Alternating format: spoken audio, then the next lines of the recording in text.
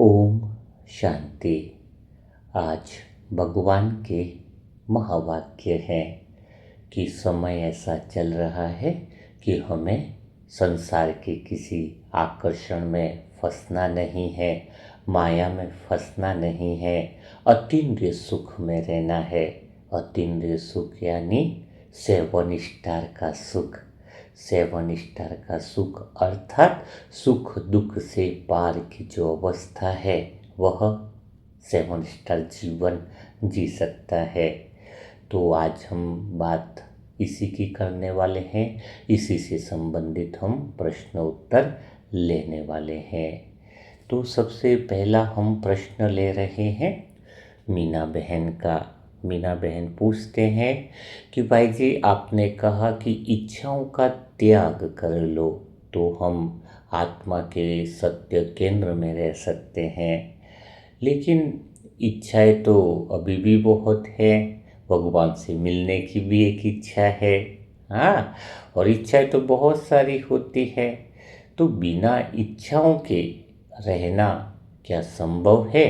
क्या दुख में मुस्कुराना संभव है? आप कहते हो भाई जी दुख में भी मुस्कुराओ, सेवन स्टार जीवन। तो आप क्या दुख में मुस्कुराते हो? सबसे पहले मुझे यह क्लियर बताओ। तो बात तो यहाँ पर आती है कि दुख में मुस्कुराते हैं, यही कला तो होनी चाहिए। तो बिल्कुल मैं आत्मा दुख में मुस्कुराती हूँ या नहीं, यह आपका प्रश्न है।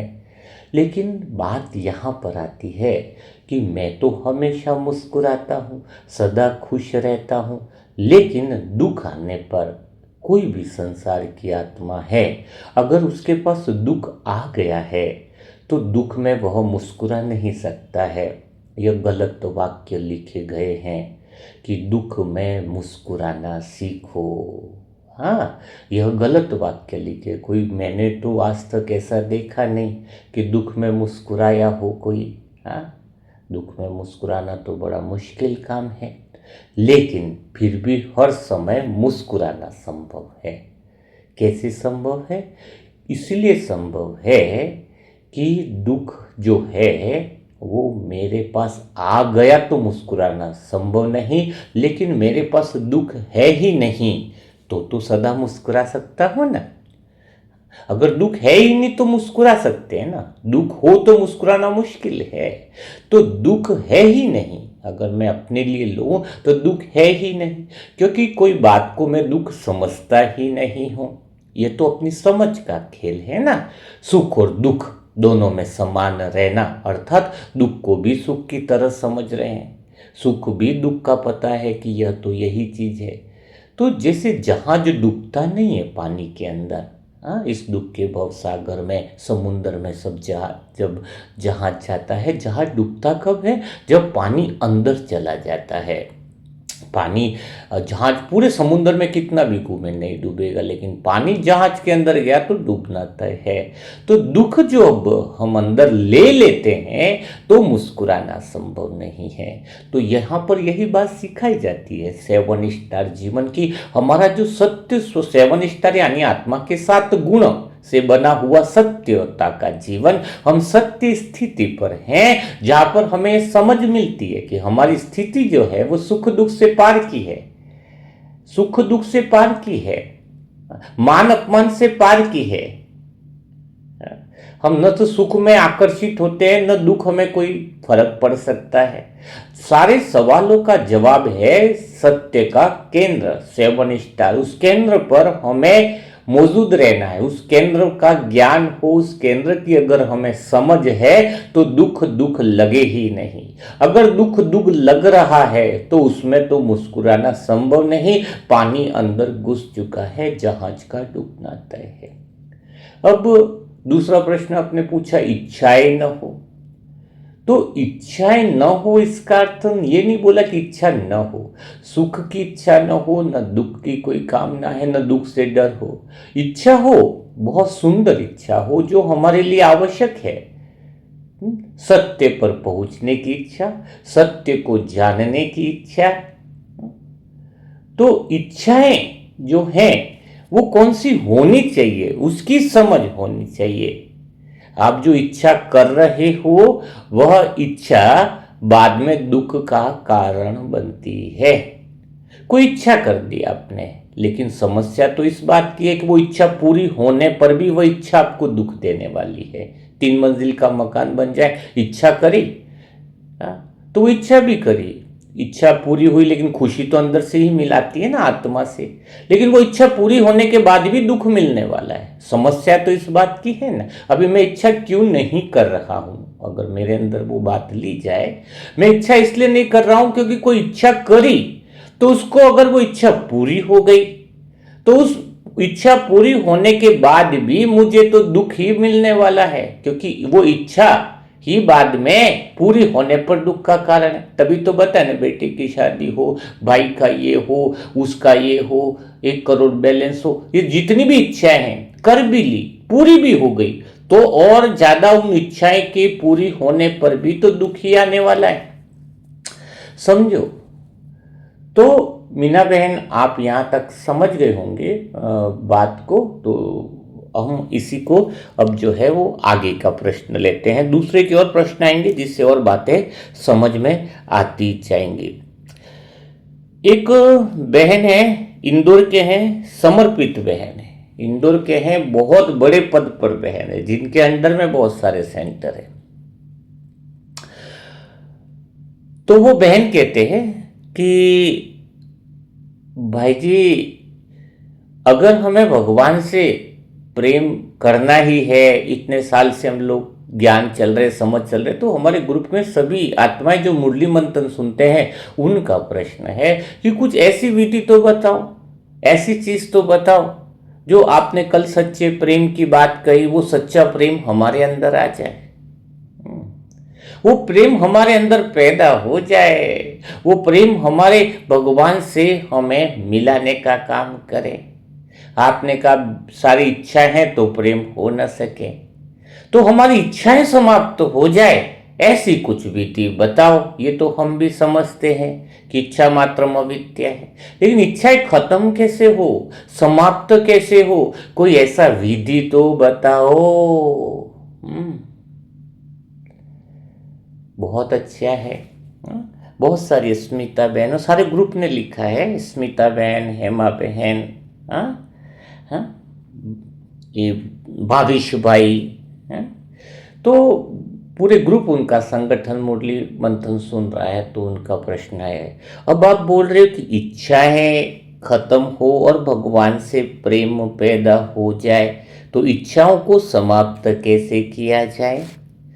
तो यहाँ पर हमें समझना होगा कि इच्छाएं समाप्त, ये बहुत खुशी की बात है कि आपके अंदर एक इच्छा तो जगी है, वो आत्मा के सत्य तक जाने की, सत्य पर पहुंचने की। तो आज का गीत ही क्या बताए, आकाश सिंहासन, छोड़ दे आकाश सिंहासन, और वो आकाश सिंहासन वाला नीचे आया और हमें पहुंचा रहा है ऊपर। तो इच्छाएं क्या है उसको समझना बहुत ज्यादा जरूरी है बहन। जब तक हम इच्छाएं क्या है वो जब तक समझेंगे नहीं, तब तक हम इच्छाओं से पार नहीं जा सकते हैं।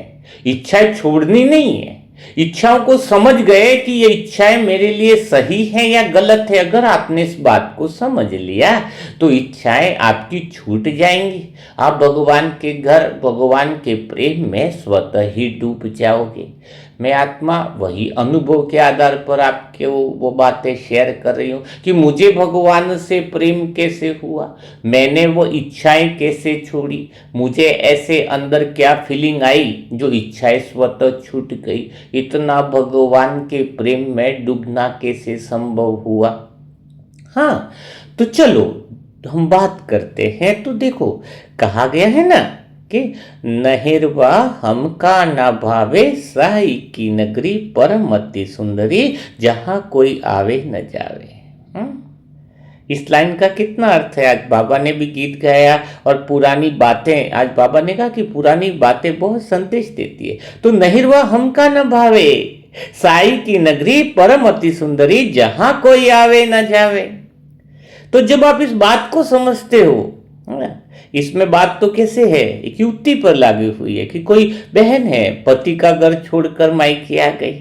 वह कह रही है कि अब मायका पसंद नहीं आ रहा है, अब मायका पसंद नहीं आ रहा है, साई की नगरी बहुत बढ़िया है, यानी पति का घर बहुत बढ़िया है, ससुराल ही ठीक है, हा? लेकिन इसका अर्थ क्या है? गीत में तो यह अर्थ लिखा है, हा? कि मायका बच्चा नहीं लगता, ससुराल पसंद आता है, मायका पसंद आता है। तो इसका सच्चा अर्थ भी तो हमारे साथ है, हम भी आ गए। कहां पर आ गए? मायका क्या है हमारा? मायका है हम आत्माएं शरीर में आ गए, ये शरीर हमारा मायका बन गया, दुनिया मायका बन गई। शरीर से पैदा हुए ना, लड़की पैदा होती है वही तो मायका होता है। तो हम भी पैदा हुए यहां पर, शरीर ने जन्म ले लिया यहां पर, यहीं पर पले, यहीं पर बड़े, सब कुछ हुआ। लेकिन समस्या क्या हुई? समस्या यह हुई कि हमारा मन इधर नहीं लगता है। जिस जगह पर शरीर का जन्म होता है, जहां शरीर का जन्म हुआ है, वही तो नैहर हुआ, मायका हुआ। ये संसार जहां की मिट्टी से शरीर उठा है, हम उठे तो मिट्टी में ही है, लेकिन हमारा प्रेम किससे? हमारा मन इस संसार का प्रेम नहीं चाहता है, दोनों अलग हैं। मन चाहता है कौन सी? साई की नगरी, ऊपर भगवान से प्रेम करता है। मन को प्रेम ही चाहिए। ये मिट्टी के जगत की दुनिया बिल्कुल अलग है, यहां की सब चीजें मिल गई, लेकिन ये तो शरीर की बात होगी, मायके की, उसको यहां की कोई चीजें पसंद नहीं आती है, तभी मन कभी खुश रहता ही नहीं है। यहां पर दोनों का बेमेल नाता हो गया ना। ये मायका है, ससुराल हमारा कौन सा है? जहां वो साई की नगरी, जहां परमात्मा है। शरीर का प्रेम तो अलग जगह पे जा रहा है। ये दुनिया तो बस शरीर को जन्म देती है, यहां प्रेम नहीं मिल सकता है, यहां प्रेम नहीं पाओगे, यहां दिल नहीं लगा सकते। और यहां पर यह भी नहीं कह सकते कि यहां पे कोई रिश्ता ही नहीं है, क्योंकि इस मिट्टी में खड़े हुए हैं, पैदा तो भले यही हुए हैं और यही मर जाने के लिए नहीं। तो जन्म भौतिक शरीर का है, लेकिन शरीर के साथ जो चेतना पैदा हुई है, जो हम आत्मा है, तो उसका स्वभाव बहुत अलग है जगत से। हमें आसमान से प्यार है, उस आसमान में रहने वाले परमात्मा से प्यार है। यहां पर हमारा दम घुटता है। अब बताओ यहां पर दम कैसे घुटता है? क्योंकि हमारा तो काम है उड़ना, मन यहां का है ही नहीं। मन को तो वो पियरगढ़ साई की नगरी बड़ी सुंदर लगती है, ये मायका यहां अच्छा नहीं लगता, यहां हम कैद हो गए शरीर में। बस यही है, ये रिश्ते, ये प्रकृति में कैद हो गए। यहां पर जो भी चीजें ली उससे मन खुश नहीं हुआ। देखो आज हर एक इंसान करोड़पति है, अरबपति है, चाहे कोई बड़े पद पर है, पोजीशन पे, हर एक तरह के लोग आते हैं कि हम दुखी हैं, हम टेंशन में हैं, हम परेशान में हैं। क्यों है?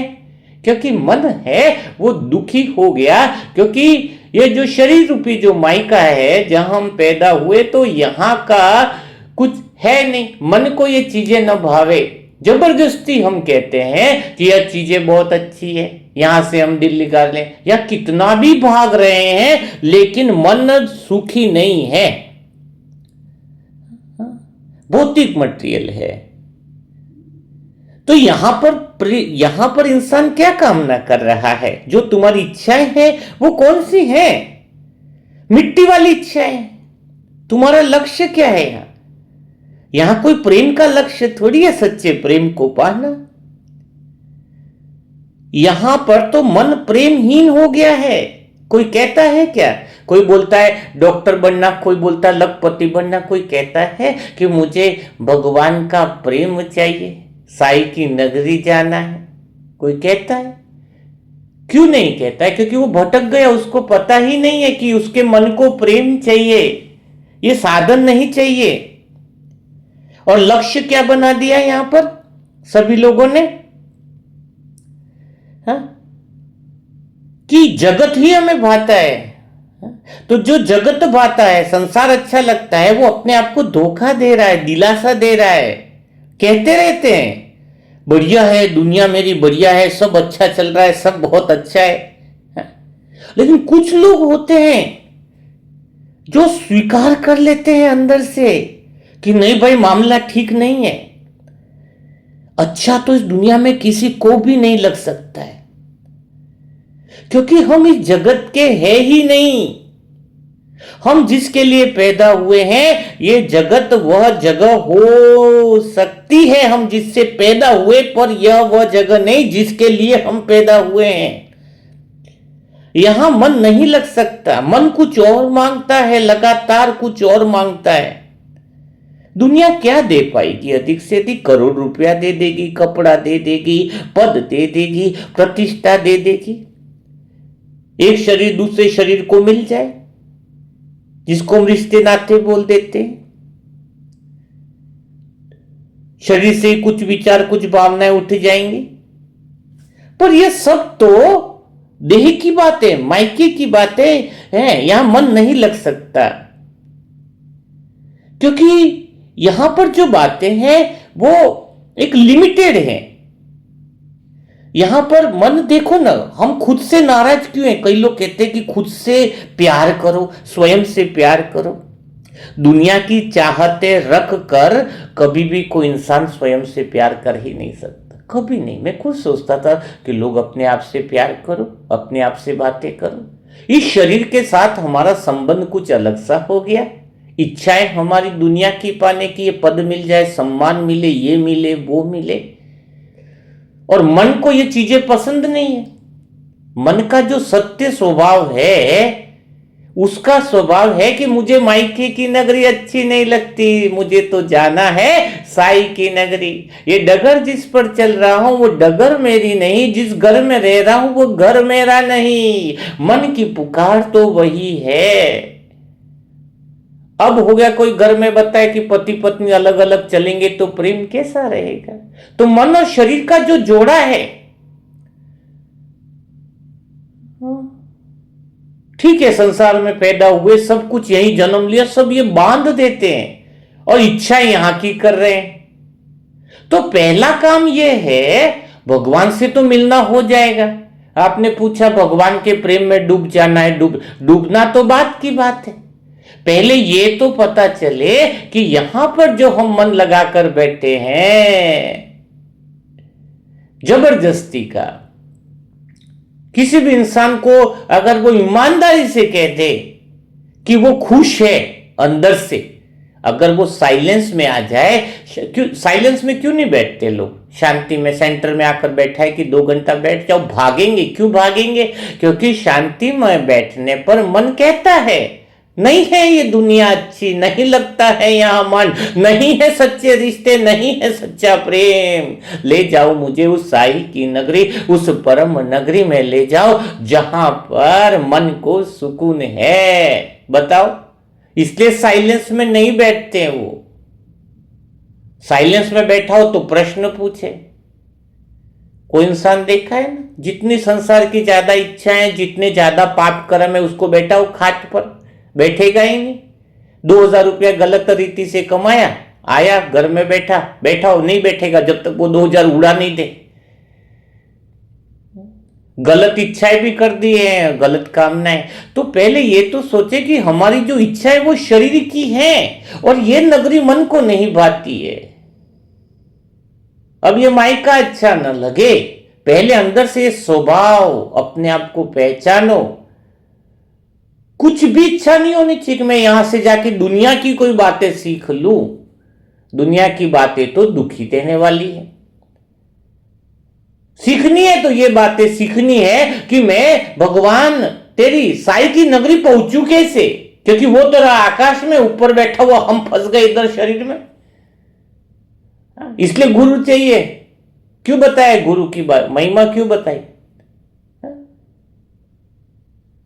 कि कोई दिल से स्वीकार करे पहले कि मुझे संसार अच्छा नहीं लगता, मैं समझ गया हूं कि संसार में कितना भी धन दौलत, कितना भी कुछ कर दूं, ये मेरे मन को नहीं चाहिए। मन में सोफा सेट घुस नहीं सकता। मन में आप 50 लाख का घर लो, 1 करोड़ का, क्या मन में घुसेगा? वो तो सब बाहर ही रहना है। मन में तो सिर्फ उस साई का प्रेम ही जाएगा, सत्य प्रेम ही जाएगा मन को। बताओ, तो समझ तो मिले। कोई भी इंसान आज देखा गया है, अपनी जो स्थिति चल रही है ना, उसको कोई पसंद नहीं कर रहा है, स्वयं से खुश नहीं है। तभी तो कभी बोलेगा इधर घूमने चल जाऊं, कभी बोलेगा टीवी देख लूं, कभी बोलेगा उसको कर लूं। हमें तो किसी चीज की आवश्यकता ही नहीं बची। क्यों? क्योंकि स्वयं से प्रेम हो गया। स्वयं से प्रेम होने का अर्थ है कि हमने समझ लिया कि मन को क्या चाहिए। तो नहीं रुआइए, कबीर का भजन मुझे बहुत सुंदर लगता है। अर्थ निकालना है। आज आकाश सिंहासन वाला गीत बजाया ना बाबा की मुरली में, इसलिए कि नहीं रुआ हमको न भावे, इसका अर्थ यह है कि हम स्वयं को ही न भाते। मन को शरीर अच्छा नहीं लग रहा है, शरीर अच्छा नहीं लग रहा मतलब शरीर छोड़ने की बात नहीं। ये देह और देह की दुनिया अच्छी नहीं लग रही है, उसे तो वो प्रीतम की नगरी, साई की नगरी ही अच्छी लगती है जहां प्रेम है। बुद्ध ने इतना लाखों दौलत सब कुछ छोड़ा, अंदर गया। क्यों गए अंदर की तरफ? कुछ तो कारण होगा, उन्हें यह समझ मिली, पता चला यहां की इच्छाएं कुछ गड़बड़ वाली हैं, यहां की इच्छाएं गड़बड़ वाली है। महावीर क्यों? संसार को छोड़ने वाली बात नहीं है। उनको ये संसार अच्छा नहीं लग रहा था, उनका मन परेशान हो रहा था, वो घबरा गए थे। महात्मा बुद्ध तो इतने घबरा गए थे संसार का, जब उनको पता चला तो इतने महल में उसको रखा गया, सब कुछ सुविधाएं, लेकिन उसमें भी घबराहट हुई। क्यों घबराहट हुई? क्योंकि उन्होंने मन की सुनी, उन्होंने समझा। हाँ, उन्होंने समझा। तो बात क्या आ रही है? बात ये आ रही है कि इच्छाओं की, जहां तक आप बात कर रहे हो कि इच्छाएं छोड़े कैसे। अरे छोड़े कैसे नहीं, जो इच्छाएं मन के लिए जहर का काम कर रही है, क्या हम उसको छोड़ेंगे नहीं? इन इच्छाओं के कारण तो शरीर और मन का सबका बैलेंस ही बिगड़ रहा है।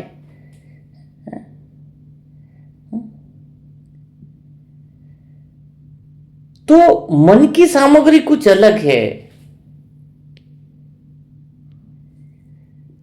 तो आप अपने आप में देखो, जो ये 2 क्षण का सुख मिल रहा है, उसके बाद तो वही ऊब और वही उदासी है। इस संसार में कुछ पा लिया, कुछ मिल गया है, चलो भाई, कि भाई कुछ इच्छाएं कर ली, कुछ ऐसा कर लिया,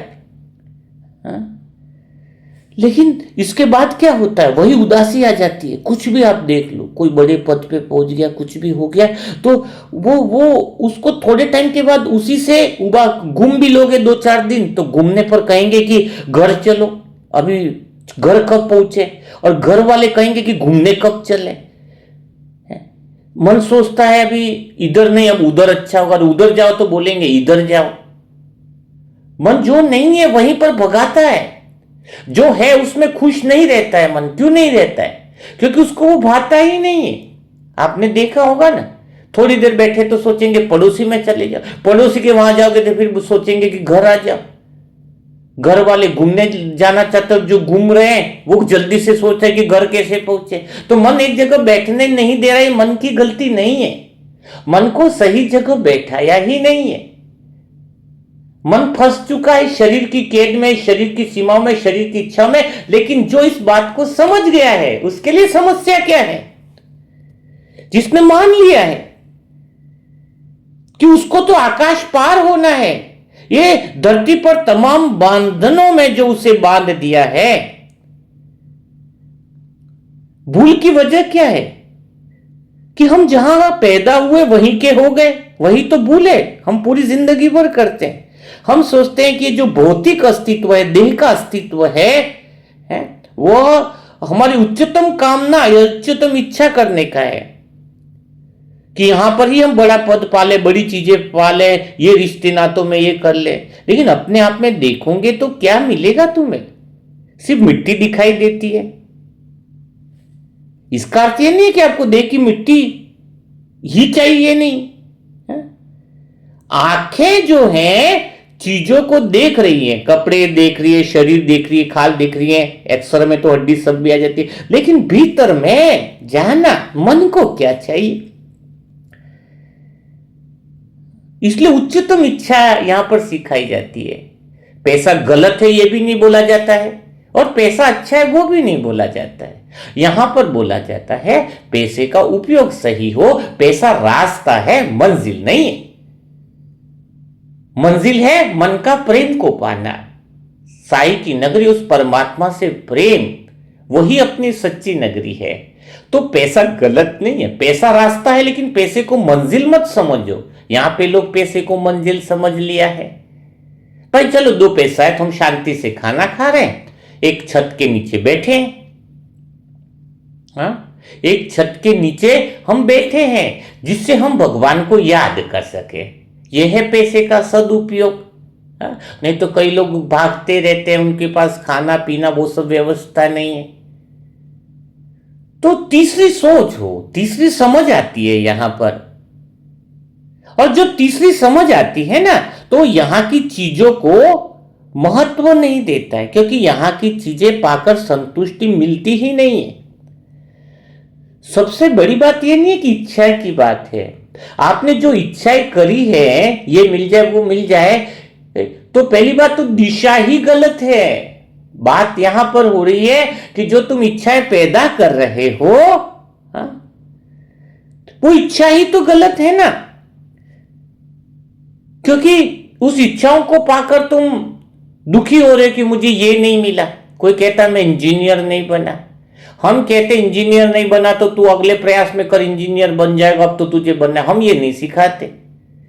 अरे तू जो लक्ष्य बनाए वो लक्ष्य ही गलत है, दिशा ही गलत है। सबसे पहले इच्छा जो है वो ये है सत्य के केंद्र में स्थित हो जाना, मन को प्रेम में स्थित कर जाना। बताओ, उसको सत्य का ज्ञान नहीं होगा तो चाहे वो कलेक्टर भी बन जाए धन से दुखी रहेगा। बताओ कैसे? एक समझ है, एक व्यक्ति इंसान धन पे कंगाल कैसे होता गया।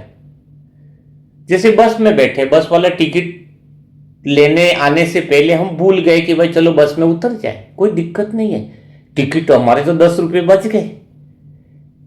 बस ने टिकट वाले ने टिकट भी नहीं लिया, हम तो उतर गए, इसके पहले स्टेशन आ गया। तो हमने भावना रखी 10 रुपए की, ये ब्लॉक लगा दिया हमने धन के ऊपर।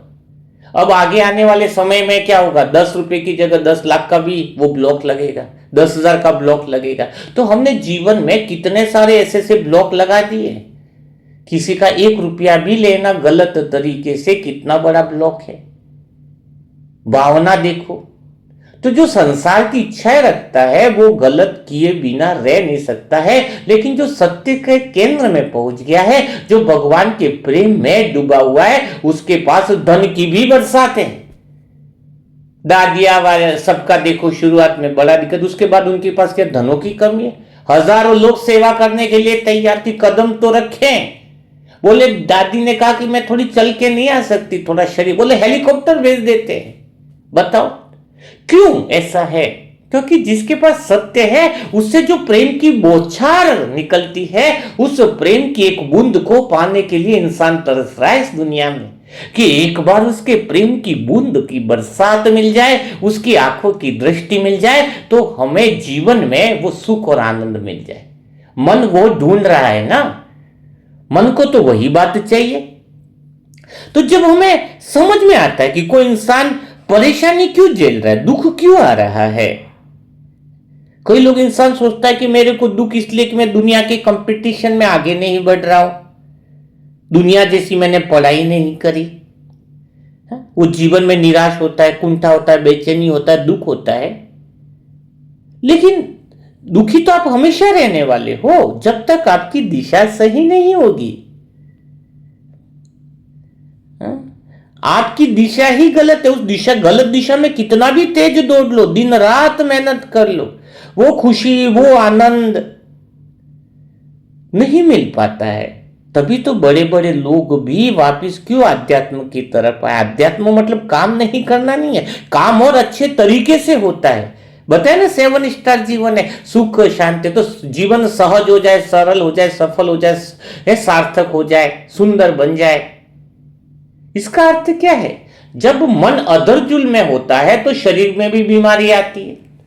मन जो है वो शरीर के चक्कर में गलत इच्छाओं में फंस गया है। और ये जो दुनिया पहले ही बताया कि मायका हमारा नहीं, इस मायके से हमें प्रेम नहीं रहा। इस शरीर वाले हमने जन्म ले लिया, हमारा प्रेम किधर है? भगवान से, वो साई की नगरी से। मन को वही चीज चाहिए। अगर यहाँ के साधन ही चाहिए तो चलो आज आपको सारी सुख सुविधाएं दे दो, तो भी खुश नहीं रहोगे आप, अपने आप से खुश नहीं रहोगे ना। मेन बात पहले देखो, खुश नहीं रहोगे, इसलिए अर्थ क्या है? अगर सब चीजों के मिलने के बाद अगर आप अपने आप से खुश हो, धन दौलत सब, हा? किसको रात को 50 लाख दे दो और सोना बंद कर देगा, नींद उड़ जाएगी उसकी? बताओ क्यों? तो वो चीजें है ही नहीं। हाँ बहन, तो आप समझ रहे होंगे कि आप किसी से भी पूछो दुखी क्यों हो, तो वो कहेगा इच्छा पूरी नहीं हुई। यही तो कहता है, किसी से भी पूछो भाई कि आप दुखी क्यों हो, तो वो सिर्फ इच्छा बताएगा कि मैं किस कारण से दुखी हूं, तो कहेंगे कि हमारी इच्छा पूरी नहीं हुई। तो दुख का कारण क्या है? दुख का कारण यह है कि तुमने इच्छा ही गलत कर रखी है। जिसकी तुम्हें इच्छा करनी चाहिए उसकी इच्छा तो तुमने कभी करी ही नहीं, और जिसकी इच्छा तुम अभी कर भी रहे हो, चलो कोई इच्छा होगी अभी आपकी, वो अगर मिल भी जाएगा तो तुम दुखी रहने वाले हो, और इच्छा जो करी अगर नहीं मिले तो भी दुखी रहोगे। हाँ? मैं तो ये कह रहा हूं कि इच्छा पूरी नहीं हुई तो दुखी रहोगे, लेकिन जो इच्छा करी अगर वो मिल जाएगा तो और ज्यादा दुखी रहोगे। ये बात हमें समझ में आ गई थी। तुम्हें तो सबको प्रेम देना चाहिए था, तुमने प्रेम तो कभी किसी को दिया नहीं। तुमने तो इच्छाएं और कामनाएं ऐसी करी कि तुम खुद ही भटक गए। और यहां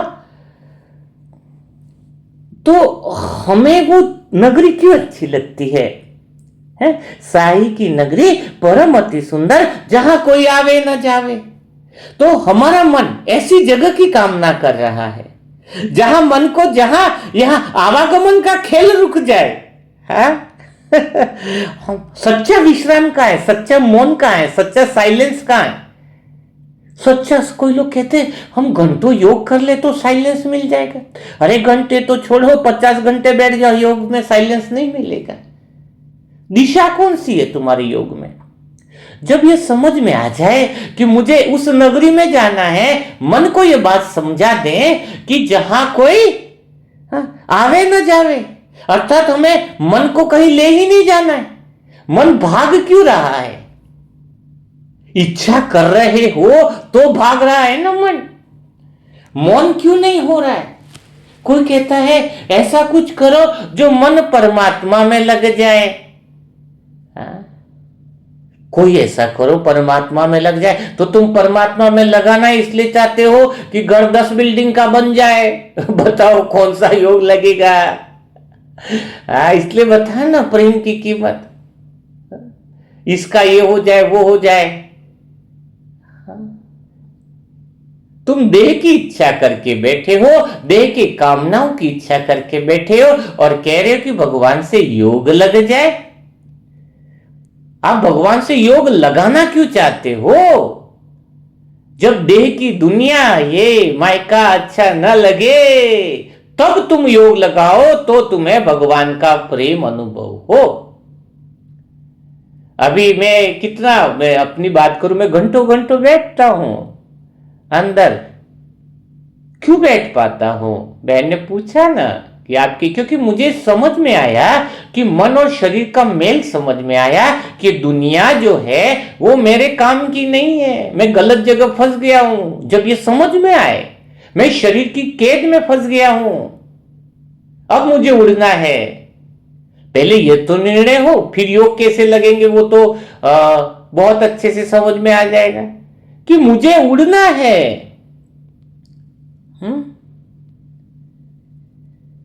तो यहां पर क्या करो, चलो यहां पर मैंने मन लगा दिया, बहुत सारे धन कमा लिए, बहुत सारे रिश्ते बनाए, बहुत सारे रिश्ते बना दिए, सब कुछ कर लिया, लेकिन यहां पर तो मेरा मन धक धक करेगा, करेगा ना, दिन रात धुक धुकी लगी रहेगी कि धन कमाए तो कहीं कुछ खो ना जाए, कहीं कुछ पाया है वो इच्छा पूरी हुई तो प्रॉब्लम, आ गया वो चला ना जाए। 1 लाख का मोबाइल खरीद लिया तो और टेंशन, कहीं भूल गए तो फिर दिक्कत, कहीं टूट न जाए, कहीं अनिष्ट न हो जाए। ये आशंका जो है, इतनी सारी आशंका यहां पर हो गई है कि लोगों को नींद ही नहीं आती, लोगों को नींद की बीमारी हो गई, और हम तो घोड़े बेचकर सोते हैं, 5 मिनट में नींद आ जाती है। 9 बजे सोए ना तो 9:05 भी नहीं होते, इतनी गहरी निंद्रा में चले जाते। क्यों चले जाते? कई लोग कहते हैं कि हम ये विधि अपना ले, संसार वाली ये टेक्निक अपना ले, वो टेक्निक आपको कितना 10 मिनट के लिए आराम देने वाली है, 10 मिनट के लिए मन को सुला दो तो 10 मिनट के लिए, लेकिन परमानेंट विधि तो कैसे होगी? हाँ, परमानेंट विधि तो भगवान की होगी कि जब हमारा मन इस समय समझ है कि मुझे ऐसी इच्छा करनी नहीं है, जो पूरी भी हो जाए तो मुझे दुख मिले। तो कोई कहते दुख में मुस्कुराते कैसे हो? इसलिए दुख में मुस्कुराते क्योंकि दुख है ही नहीं। दुख हो तो मुस्कुराए, ऐसा संभव ही नहीं। ये सब गलत बात है कि दुख में मुस्कुराना सीख लो, क्योंकि वो दुख को दुख मान रहा है। किसने लक्ष्य ले लिया, इतना कमाना है, नहीं कमाए तो दुख तो होगा ना, बोले कि इसमें मुस्कुराओ, कैसे मुस्कुराएगा? वो तो उसने दुख को दुख मान लिया है, तो मुस्कुराना संभव नहीं है। किसी ने कुछ बुरा कह दिया, तुम उसको बुरा मान गए, फिर तुम कोई सा भी ज्ञान ले लो, नहीं है। पर हमें तो वो या संसार से मन ही नहीं है, इसलिए कोई इच्छा नहीं है यहां की। यहां की इच्छा करी तो डर लगा ही रहता है कि कहीं अनिष्ट न हो जाए, ये न हो जाए, यह आशंका ही तो सोने नहीं देती, जीने नहीं देती है। इसलिए मुझे तो समझ में आ गया था कि साई की नगरी परम अति सुंदरी, जहां क्या, साई की नगरी परम अति सुंदर, जहां कोई आवे न जावे, न अनिष्ट के आने की आशंका, न अपने रिश्ते नातों के खोने का डर। क्योंकि वहां पर तो हमें वो नगरी ऐसी है, वहां पर कोई बिल्कुल विश्राम है, बिल्कुल साइलेंस है। वहां वह परम सुंदर क्यों कहा गया है? परम धाम, परम सुंदर, परम केंद्र, क्योंकि वहां पर पूरा भरोसा किया जा सकता है। एक ही जगह है जहां पे निश्चिंत हुआ जा सकता है, घोड़े बेचकर सोया जा सकता है, विश्राम मिल सकता है। इस जगत में विश्राम नहीं मिलता, जगत में लगातार आशंका बनी रहती है, उत्तेजना बनी रहती है। सो भी जाओ तो सपने आते हैं। सपने भी तो इच्छा ही करी उसी के आते हैं। सपने भी कौन से आएंगे? तो बात यहां पर है ना, तो अब बात क्या आती है? चलो भाई, ये तो बात हो गई, हमें समझ में आ गई, ये तो बात हमें समझ में आ गई कि यहां से हमें अब जाना है, मतलब उस नगरी से प्रेम करना है, साई की नगरी से। अब करे तो करे कैसे? ये बात भी पूछिए ना बहनों के, करे कैसे? तो पहली बात ये क्लियर हो जाए कि दुनिया अच्छी नहीं है तो प्रेम ऊपर वाले से होना शुरू हो जाता है। एक पंछी है, एक पंछी है जिसको पिंजरे में कैद कर दिया गया। अब इतना कैद कर दिया गया कि वो उड़ना ही भूल गया, वो तो उड़ना ही भूल गया। अब जमीन पर भी चल रहा है तो कैसे चल रहा है? रेंग कर चल रहा है, उड़ नहीं पा रहा है, उड़ना ही भूल गया है पंछी। अब पंछी को कुछ और पंछी मिले सहारे के लिए, वो भी इसको चला रहे, लेकिन किस पर चला रहे? जमीन पर ही चला रहे, रेंग रहे, दौड़ा रहे तो जमीन पर ही दौड़ा रहे। तो कोई उसे याद दिलाता है पंछी को कि तू उड़ने के लिए बना है, तू इस धरती पर रेंगने के लिए नहीं बना है, तेरा स्वभाव ही उड़ना है। तो जब उसे याद दिलाया जाता है तो धीरे धीरे थोड़ा सा उड़ता है, फिर थोड़ा सा उड़ता है, और एक दिन क्या करता है, वो आकाश में उड़ने लग जाता है, उड़ने लग जाता है। तो जब हमें यह स्मृति भगवान ने दिलाई कि हम इस जमीन पर रेंगने के लिए नहीं बने। जमीन पर रेंगने का अर्थ क्या है कि यहां के लोग हमें यहीं आगे बढ़ा रहे हैं, हाथ पकड़ के, आओ तुम्हें बड़ा बिजनेस दिखा देते हैं, आओ तुम्हें बड़ा पद दिखा देते हैं, आओ तुम्हें हम ऐसा कुछ कर देते हैं, आओ तुम हमें समाज का नेता बना देते हैं। जो कुछ भी दे रहे हैं वो जमीन का ही दे रहे हैं और रेंगना सिखा रहे हैं हमें जमीन पर, और ऊपर से श्रेय और ले रहे हैं कि हमने आपको जमीन पर रेंगना सिखाया। श्रेय क्या ले रहे हैं, कुछ मदद कर देंगे तो, हमने आपको जमीन पर रेंगना सिखाया। लेकिन हमारा मन खुश हो ही नहीं सकता, हम तो बने ही उड़ने के लिए हैं। तो भगवान आकर अपने महावाक्यों के द्वारा हमें कहता है कि तू इस किनारे से आजा मेरे पास।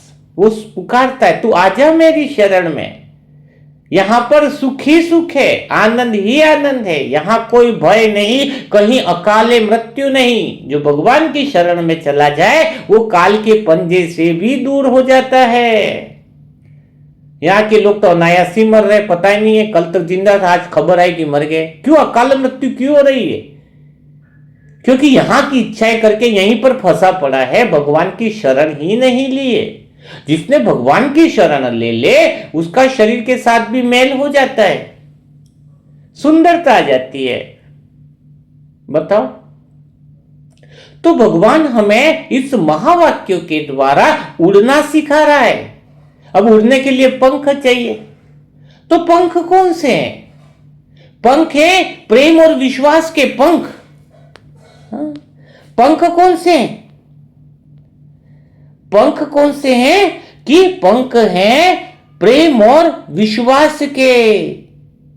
तो जो प्रेम और विश्वास भगवान पे प्रेम कर ले, भगवान पर विश्वास कर ले, हा? वो उड़ना सीख जाता है। लेकिन लोग क्या कहते हैं, कही विधि ससुरे जाऊं, मोरी सजनी बिरह जोर लगावे, विषय रस नचावे। मैं उड़ू कैसे? यहां के जो रस है वो उसे क्या कर रहे, नचा रहे। वीर भी जोर लगा रहा है, तड़प भी है अंदर कि मुझे जाना है भगवान के पास, और यहां के रस नाच नचा रहे। तो परमात्मा निमित्त सदगुरु आकर हमें यह सिखाते, वो राह बताते कि मंजिल पर जो प्रियतम बैठा है वह ही आपका है। यहां के जो रस तुम रस समझ रहे हो उसमें कोई रस नहीं है। लग रहा है कि यहां पे रस है, यहां पे आनंद है। जैसे कुत्ता हड्डी को चबाता है, उसको लग रहा है कि हड्डी में रस आ रहा है, लेकिन वो तो उसके मसूड़े छील रहे तो अपना ही खून पी रहा है? तो बात क्या आ रही है, हमें जो यहां पर समझ रहे हैं कि यहां पर रस है, तो यहां पर रस नहीं है। यही तो सदगुरु आकर हमें बताता है कि तुम खुद फंसे हुए हो, लोगों ने तुम्हें नहीं फंसाया, प्रकृति ने तुम्हें नहीं बांध के रखा है, शरीर ने तुम्हें बांध कर नहीं बांध रखा है। हम ही फंसे हुए हैं जंजीरों में। चुनाव हमारा है, कौन तुम्हें जबरदस्ती बांध सकता है?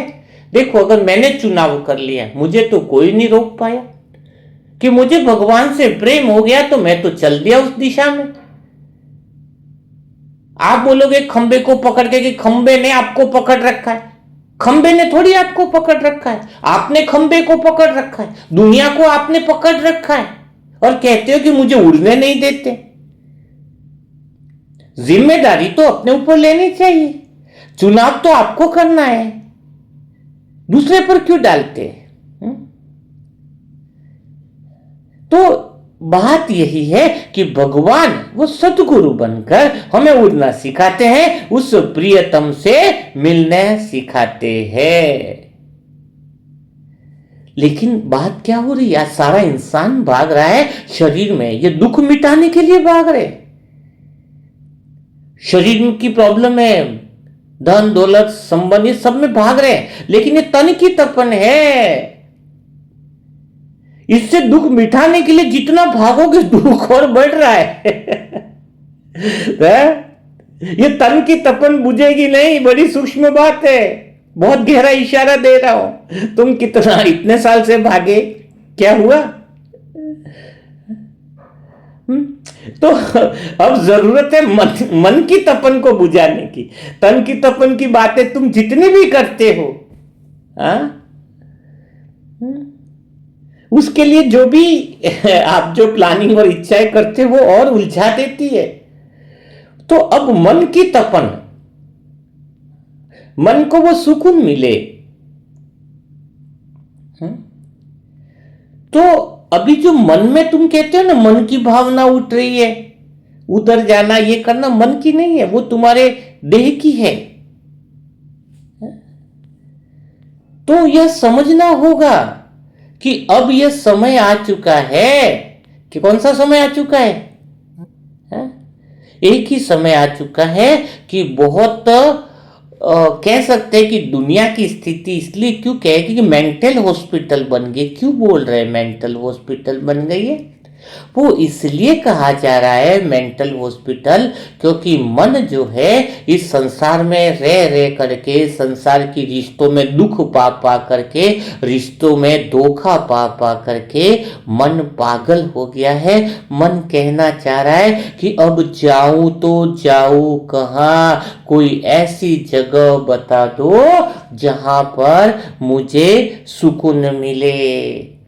और मन को सुकून इसलिए नहीं मिल रहा है क्योंकि यहाँ पर सब अंधी कामनाएं लेकर के बैठे हैं, धृतराष्ट्र की तरह अंधे हो गए हैं। भ्रम हो गया है कि यहाँ की चीजों में दिल लगाने से सुख मिलेगा। लेकिन यहाँ पर जितना भी दिल लगाएंगे उतना और हम फंसते जाएंगे। तो यह बात तुम्हें समझ में आ गई होगी। प्रेम किससे होना चाहिए? प्रेम जिसका भगवान से है, वह छोटी छोटी चीजों में दुख नहीं होगा। किसका तो मोबाइल टूट जाए तो उसकी जिंदगी खराब हो जाती है। क्यों? क्योंकि उसको पता ही नहीं है मन को मोबाइल नहीं चाहिए, मन को तो भगवान का प्रेम चाहिए। एक पिता ने लड़के को कार गिफ्ट में दी। पहले कार थोड़ा थोड़ा चला लेता था, वो कार गिफ्ट में दी बर्थडे के दिन। इतना बच्चा खुश हो गया, बड़ी प्रेम भावना से दी कि अब तो उसको देनी चाहिए। तो लड़का इतना आभार प्रकट किया पिताजी का कि आपने मुझे कार दे दी, जिंदगी में बहुत मुझे खुशी मिल रही है, बहुत मज़ा आ रहा है। तो उसने कहा पिता ने कि जाओ ये कार आप तो ड्राइव करके आओ, ड्राइव का आनंद लो। बच्चा बड़ा खुश हुआ, चाबी ली और कार से निकल गया सड़क पर। और साथ में बोला कि इसमें ज़रूरी डॉक्यूमेंट हैं सारे इस लिफाफे के अंदर। इन डॉक्यूमेंट को ज़रूरत पड़ने पर, लाइसेंस है, गाड़ी के कागजात है, सब कुछ मैंने तैयार है, जरूरत पड़े तो तुम्हें इसका उपयोग कर लेना। लिफाफा भी रख लिया कार के अंदर। अब वो कार चलने लगी। अब कुछ देर वो आगे जाता है तो कार जो है वो एक डिवाइडर से टकरा जाती है। और डिवाइडर से टकराते तो कार को थोड़ा सा नुकसान हो जाता है। अब वो लड़का बहुत ज्यादा टेंशन में आ गया कि अभी तो पहला ही दिन है, इतनी बड़ी कार मुझे गिफ्ट में दी है पापा ने, और मैंने कार को नुकसान पहुंचा दिया। नई की नई कार को मैंने डैमेज कर दिया। पापा क्या सोचेंगे, क्या सोचेंगे? उतनी देर में पुलिस वाला भी आ गया, ट्रैफिक वाला। बोले डिवाइडर से तुमने टकरा दी, क्या तुम्हें गाड़ी भी चलाने आती कि नहीं? बड़ा हादसा हो सकता था, पीछे गाड़ी आ सकती थी। तो पहले ही वो लड़का तो बड़ा टेंशन में था, परेशान था। उसने बताया कि मैंने गलती से नहीं किया, थोड़ा सा हो गया मेरे से। तो ट्रैफिक पुलिस वाला कहता है चलो छोड़ो, मुझे लाइसेंस दिखाओ, गाड़ी के डॉक्यूमेंट दिखाओ। तो लिफाफा खोलता है, लाइसेंस दिखाता है, वो सब दिखाता है। उसके बाद वो देखता है कि अंदर एक चिट्ठी पड़ी हुई है। तो वो लड़का चिट्ठी को खोलता है और पढ़ता है, जिसमें पापा ने उसके लिए लिखा था कि बेटा मुझे तुमसे प्रेम है, ठीक है गाड़ी मैंने तुम्हें गिफ्ट दी है, पर जीवन में कभी भी चलाते हुए गाड़ी को खरोच भी आ जाए, गाड़ी को कुछ दिक्कत भी हो जाए, तो फिक्र मत करना, क्योंकि मुझे गाड़ी से प्रेम नहीं है, मुझे तुझसे प्रेम है। गाड़ियां तो कई आती जा रहेंगी। हाँ, उस देख कर ही उसके लड़के के अंदर वो आंखों में आंसू निकल आए। वो समझ गया कि पापा जानते थे कि आज में तो गाड़ी कल भी डैमेज हो सकती है, लेकिन उनका प्रेम कितना जबरदस्त है। तो कहने का भाव क्या है, हम लोगों से प्रेम नहीं कर रहे हैं, चीजों से प्रेम कर रहे हैं, वस्तुओं से प्रेम कर रहे हैं, साधनों से प्रेम कर रहे हैं। आज दुनिया दुखी क्यों है? क्योंकि पैसों के लिए लोगों का इस्तेमाल हो रहा है, जबकि होना ये चाहिए कि हम लोगों के लिए पैसों का इस्तेमाल करें, लोगों के लिए पैसों का इस्तेमाल करें, उनकी ज़रूरतें हैं पूरी करें, कितना खुशी मिलती है। लेकिन कई लोग हैं बस पैसों के लिए लोगों का इस्तेमाल कर रहे हैं, झूठ बोलना शुरू कर देंगे, बिजनेस में बड़ा झूठ बोलेंगे, इधर ये करेंगे वो करेंगे, और मन बहुत ज़्यादा फंसता जाता है, उलझता जाता है। तो हमें सही समझ मिली है कि मन को भगवान के प्रेम में उड़ना है, तो गहरा प्रेम जो है वो चीजों से, साधनों से, वो इच्छाएं, जब यहाँ की दुनिया हमें, शरीर की दुनिया हो गई ना, जब यहाँ की दुनिया हमें अच्छी न लगे, इस दुनिया को पकड़ने वाले हम हैं, दोष दे देते हैं दुनिया वाले को, कैसे करो, हमारे तो ये है, हमारे तो ये रिश्ते नाते, हम कैसे मुक्त हो, हम कैसे क्या करो। पकड़ तो हमने रखा है ना। तो ऑटोमेटिक स्वतः जिससे प्रेम होता है ना मन से, उसे चीजें, साधन ऑटोमेटिक छूट जाती है। एक माँ है लारी पर सब्जियां बेच रही है, उसने अपने बच्चे को सैनिक आर्मी में भेजा, सिलेक्शन हो गया था, आर्मी का जवान बनने की ट्रेनिंग थी, सिलेक्शन हो गया था। बड़ी मेहनतों से वो अकेली इतने साल से बड़ी मुश्किल से कुछ कुछ पैसा जोड़कर उसको पहुंचाती गई कि बेटे को कोई तकलीफ ना हो।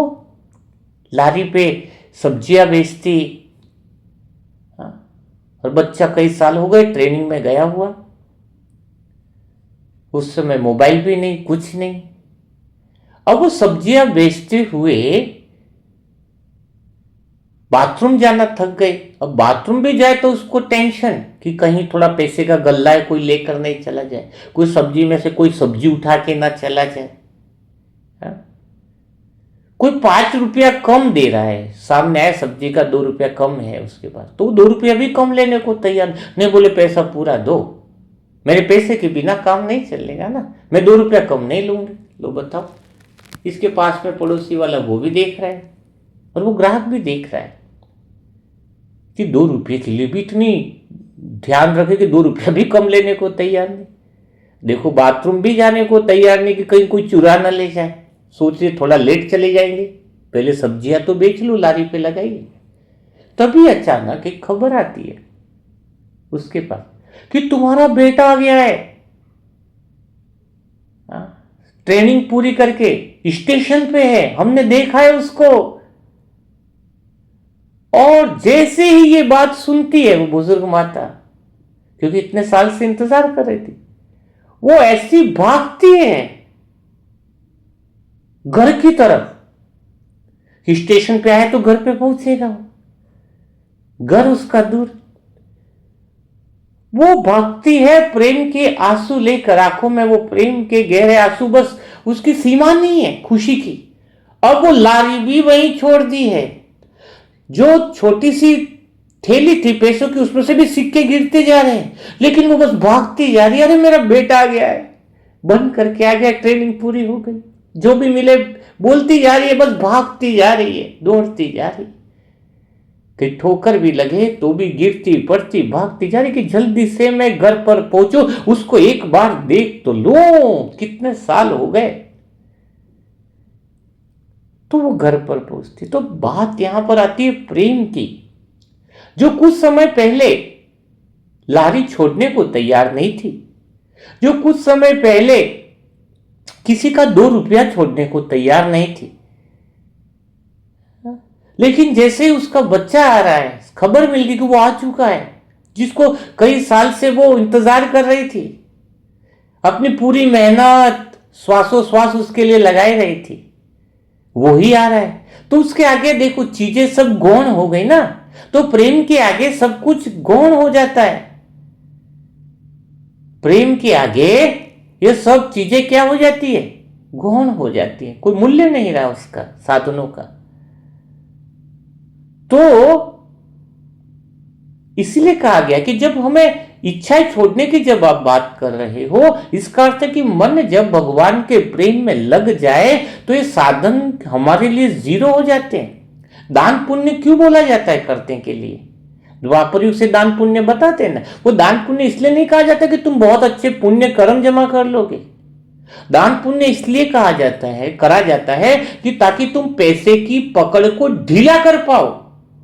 पैसे से जो फंसे हुए मोह लगाव में तुम्हें छोड़ने में जिसको तकलीफ होती है दान पुण्य कर्मों में, कई लोग सोच सोच के करते हैं ना दान पुण्य। वो सोचते भगवान के कार्य में भी लगाता तो बहुत सोच विचार कर, ये करो ना करो। और जिसको भगवान से प्रेम है तो ये दान पुण्य हमें सिखाता है थोड़ा हम वो कोई चीजें हम पर इतनी हावी ना हो, हमारा मन हल्का रहे। इसके लिए ये सारी विधियां बनी है द्वापर युग से, क्योंकि इंसान जो है वो बहुत ज्यादा दुखी होने लगा। और आपने देखा है कोई इंसान सच्चे दिल से सेवा करता है, कहीं दान पुण्य करता है तो उसको सुख क्यों मिलता है? क्योंकि मन जो है जिसको गलत इच्छाएं करके धन इकट्ठा किया उसको छोड़ा तो छोड़ने में उसको खुशी मिल रही है। जितनी तुमको पाने में खुशी नहीं मिलेगी उतनी तुम्हें छोड़ने में खुशी मिलेगी। बताओ, आज किसी को ड्रेस की जरूरत है, ड्रेस दे दिया, किसको क्या दे दिया। आपको उस समय जितनी प्रसन्नता मिलेगी उतनी पाने में खुशी नहीं मिलेगी। पाने में थोड़े टाइम तक खुशी मिलती है और देने में हमेशा वो खुशी, वो पल, वो आनंद का बना रहता है हमेशा। इसलिए तो मन कहता है कि जितना अंदर से तुम बांटते हो और बढ़ता जाता है।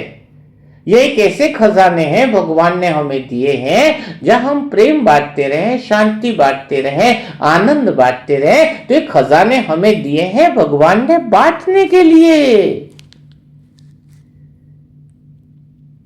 तो अब समझ में आया कि भगवान से प्रेम तभी हो सकता है जब हमें समझ में आए कि हमें उस जगह जाना है जहां पर मन को भागने की कोई जरूरत ही नहीं है।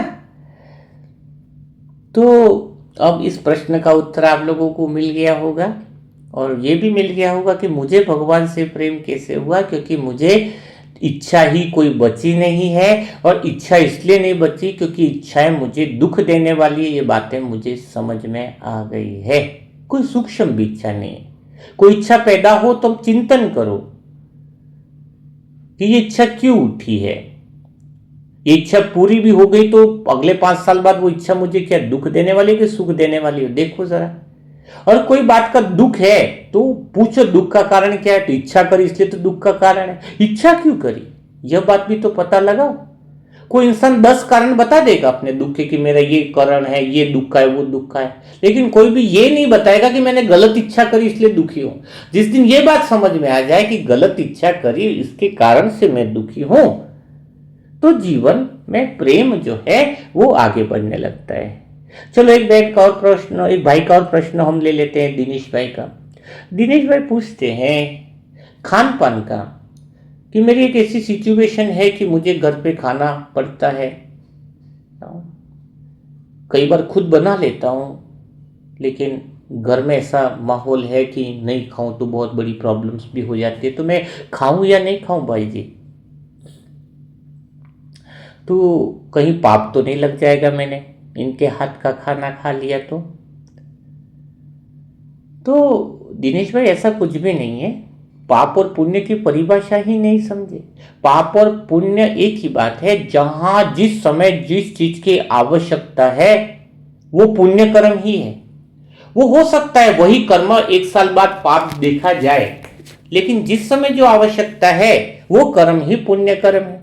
कृष्ण ने बताया कि सबको मार दिया जाए, युद्ध, तब युद्ध में भी तो हिंसा है, सबको मारा जा रहा है। एक तरफ तो कहा जा रहा है कि मन से भी किसी को दुख नहीं देना है, और एक तरफ कहा जा रहा है कि सबको मार दो, तो ये तो फिर पाप हुआ। लेकिन उस समय वो चीज आवश्यक थी। क्यों आवश्यक थी? क्योंकि दुर्योधन और सबको मारना जरूरी था, क्योंकि वो अहंकार में थे, उनकी इच्छाएं ऐसी थी कि अपने स्वार्थ के लिए वो किसी का भी नुकसान कर सकते थे। तो इनको मारने पर पूरी शांति आने वाली थी, तो वो पुण्य कर्म हुआ ना। तो वो लड़ाई जरूरी है, उस लड़ाई में तो शांति आने वाली है ना। गली में कोई बहुत बड़ा डाकू है, सबको डराता रहता है, दादा है, अब कुछ लोगों ने आकर के एक दिन उसकी पिटाई कर दी, तो पिटाई भी तो पुण्य कर्म ही हुआ। उसके बाद तो गली मोहल्ले में शांति हो रही है ना। लड़ाई थोड़ी गलत है ये। लेकिन कब कौन सी लड़ाई हो रही है, कब कौन सी चीज की आवश्यकता है, वो पाप और पुण्य बनते। इसलिए तो भगवान हमें श्रीमत देता है सिचुएशन को देखते हुए। किसकी, सबको अलग अलग राय क्यों देता है भगवान? आप खाना खा सकते हो, आप खाना नहीं खा सकते, आप खाना खा सकते हो, खाना नहीं खा सकते, क्यों कहता है परमात्मा? अगर शुद्ध अन्न नहीं खाया, कई लोग कहते हैं कि भगवान से प्रेम ही नहीं होगा, अन्न नहीं खाया तो भगवान से प्रेम हो ही नहीं सकता। तो प्रैक्टिकल विचार तो करो। बाहर का खाना खा लिया तो तुम्हें भगवान से प्रेम होगा ही नहीं, जैसा अन्न वैसा मन। अच्छा, मीरा को प्रेम हुआ, वो बाहर का खाना नहीं खाती थी, इसका मतलब है बुद्ध को भगवान से प्रेम हुआ क्योंकि वो बाहर का खाना नहीं खाते थे। हाँ, इसका मतलब ये नहीं कि बाहर का खा लो, ये नहीं कहा जा रहा है। पहली बात ये देखो कि भगवान ने घर का बना हुआ खाना 3 कारण से बोला है। पहला तो परमात्मा को पता था कि आने वाली समय में घोर कलयुग ऐसा होगा कि दोस्त दोस्त का नहीं रहेगा, जहर मिलाकर भी खाना दे दिया जाएगा और लोगों से लूट लिया जाएगा। खतरा है। ट्रेन में जाते बिस्किट खिलाते हैं, और कई लोग अभी ज्वेलरी पूरी सोने में एक डब्बे की पूरे के पूरे लोगों की ज्वेलरी चुरा ली, कुछ चीज खिलाया और चले गए। तो पहला जब हम घर का खाते हैं तो पहले उन चीजों से बच जाते हैं। पहला फायदा कि कोई हमें कुछ खिलाएगा तो हम खाते नहीं तो खिलाएगा क्या। हाँ, सबसे बड़ा खतरा जो है वो यही है, इंसान को बेहोश करना। तो पहला तो हम वहां चीज से बच गए। दूसरी बात हम बच गए हैं कि बाहर के खाना खाने पर क्या होता है, बाहर की चीजें इतनी गंदगी से बनी। अभी तरबूज खाया मर गया, मतलब इसका अर्थ क्या कि बाहर की तेल में समोसे गंदी चीजें एक ही तेल में कितनी बार तल करके वो बना रहे हैं। पहली चीजें देखो ना, बाहर का खाने का मतलब एक ही तेल में कितनी सारी चीजें तलकर उसी तेल का उपयोग कर करके कितना गंदगी से बना रहे हैं, कितना इंजेक्शन की चीजें लगाकर बना रहे हैं। तो दूसरी बात आई कि उस अन्न से, उस चीजों से भी हम बच गए। हाँ, पहले मीराबाई के टाइम में तो ऐसा था नहीं कि इंजेक्शन लगा के कोई चीजें बनाई जाए। हाँ, परमात्मा ने आवश्यकता अनुसार हमें श्रीमत दी है। हाँ, तो ये होगी दूसरा कारण जिसके कारण से हमें बाहर का वो सब नहीं। और तीसरा कारण ये भी है कि हम जब दूसरों के साथ खाने में बार बार जाते हैं तो दोस्तों के साथ चले जाएंगे, उनका संग और रंग लगेगा। जब हम अकेले बैठकर भगवान की याद में खा रहे हैं तो हम संग से बच जाएंगे।